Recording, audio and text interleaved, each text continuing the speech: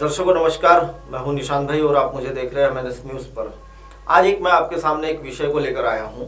विषय बहुत ही गंभीर है। कोरोना वायरस का नाम तो सारी दुनिया ने आज के तारीख में हर कोई कोरोना वायरस से रूबरू हो चुका है।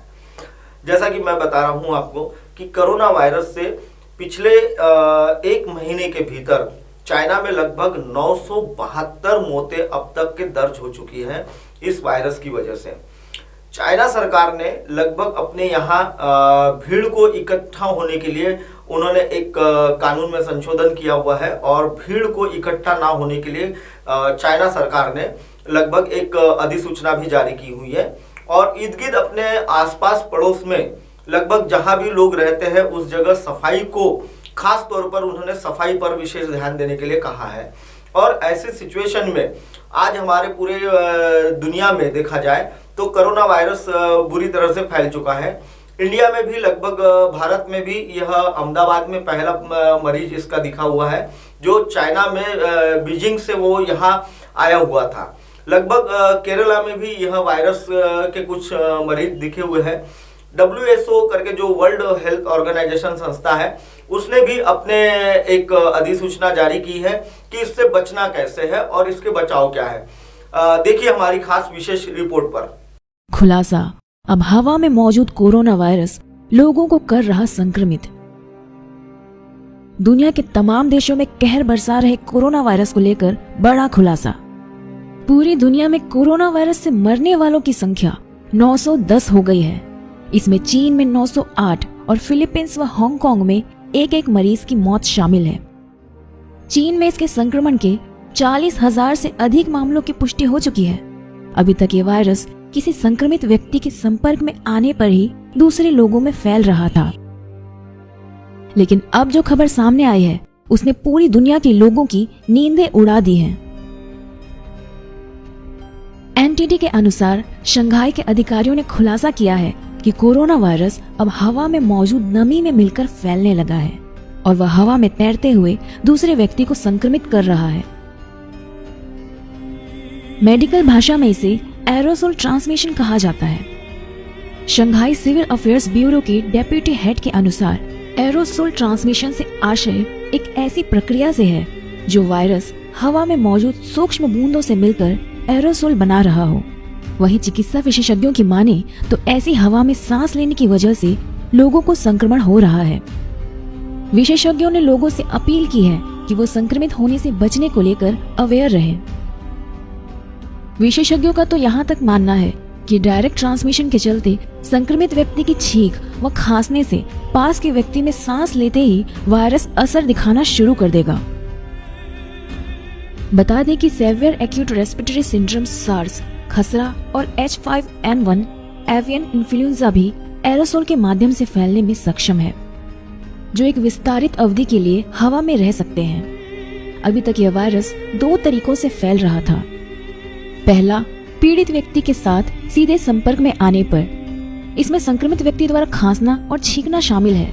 दूसरा, अगर पीड़ित व्यक्ति अपना मुंह, नाक या आंखों की झिल्लियों को हाथ लगाने के बाद किसी वस्तु को छूता है और उस वस्तु को दूसरा व्यक्ति छूता है। संक्रमित व्यक्ति के खांसने छींकने से पास के व्यक्ति में संक्रमण पहुंचने की भी पुष्टि पहले ही हो चुकी है। राष्ट्रीय स्वास्थ्य आयोग NHC के एक विशेषज्ञ जियांग रोंगमेन ने हालिया सम्मेलन में कहा कि पर्यावरण के आधार पर वर्तमान वैज्ञानिक आंकड़ों से पता चलता है कि कोरोना वायरस सतहों पर कई घंटों या 5 दिनों तक जीवित रह सकता है। कोरोना वायरस विषाणुओं का एक बड़ा समूह है, लेकिन इसमें से केवल 6 विषाणु ही लोगों को संक्रमित करते हैं।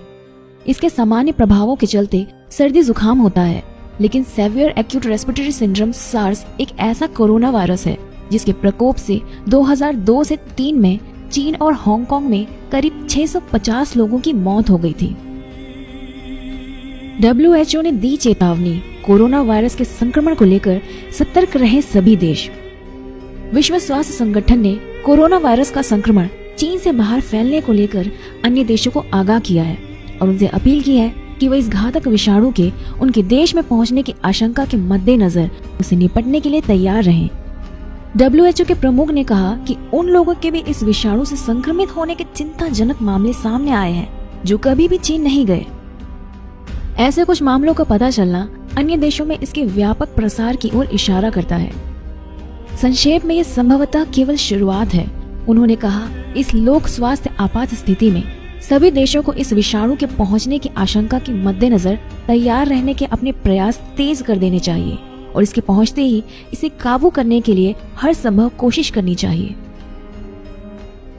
इसके साथ ही कोरोना वायरस से जूझ रही चीनी सरकार ने लोगों से अपील की है कि एक जगह इकट्ठा होने से बचें और अपने आसपास साफ सफाई का खास ध्यान रखें।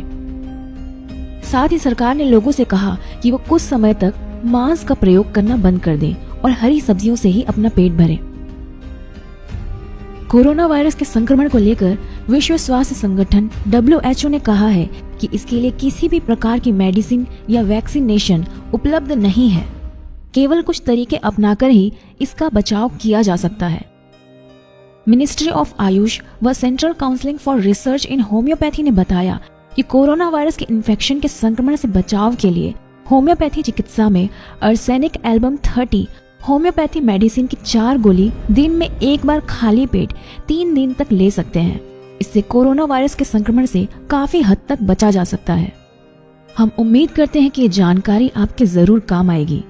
कोरोना वायरस, यह वायरस जो है वह अभी हवा में भी फैल रहा है और लगभग आपने अभी देखा है कि यह 5 से 7 घंटे हवा में मौजूद होता है। और अगर कोई कोरोना वायरस से अगर पीड़ित व्यक्ति है और आप उसके अगर संपर्क में आते हैं या उसके नजदीक जाते हैं और उसने अगर खांसा या छींक दिया, तो ऐसे सिचुएशन में भी यह वायरस जो होता है यह सामने जो भी व्यक्ति हो उसे भी ग्रसित कर सकता है। तो इसी के लिए WHO ने जब पूरी जो सूचना जारी की है उसमें कहा है कि आप ऐसे लोगों से दूर रहें और जहां तक हो कि आप अपने घर में सुरक्षित रहें और साफ सफाई बरतें। फिलहाल वक्त तो चला एक ब्रेक का। ब्रेक से लौटने के बाद देखिएगा देश और दुनिया की तमाम खबरें। बने रहिए मेरे साथ MNS न्यूज के साथ।